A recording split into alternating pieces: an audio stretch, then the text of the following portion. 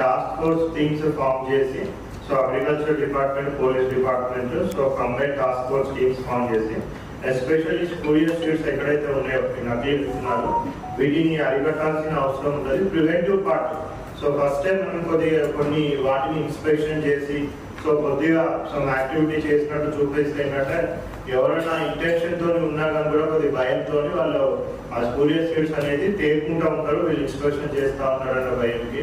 So వాళ్ళకి ఏమేమి certificates ఉండాలా, ఏమేమి ప్రొసీజర్ ఫాలో అయి ఉండాలా, సో దాని మ్యానుఫ్యాక్చరింగ్ ఏ విధంగా చేసి ఉండాలో, కంపెనీ లైసెన్స్ ఉండాలి.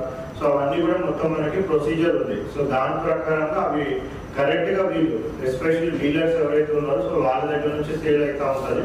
సో ఆ డీలర్స్ దగ్గర ప్రాపర్గా వీళ్ళు ఫస్ట్ డీలర్స్కి లైసెన్సెస్ అవన్నీ ప్రాపర్గా ఉన్నాయో చెక్ చేయడం, వాళ్ళ దగ్గర వచ్చిన స్టాక్ ఏవైతే సీడ్స్ స్టాక్ కానివ్వండి, ఫర్టిలైజర్ స్టాక్ కానివ్వండి, పెస్టిసైడ్ స్టాక్ కానివ్వండి, not only seeds all other agriculture కి సంబంధించిన స్టాక్స్ వచ్చినవంతా కూడా సర్టిఫైడ్ కంపెనీస్ నుంచి వస్తున్నాయా లేవా, సో అవి మనం చెక్ చేయాల్సిన అవసరం ఉంటుంది.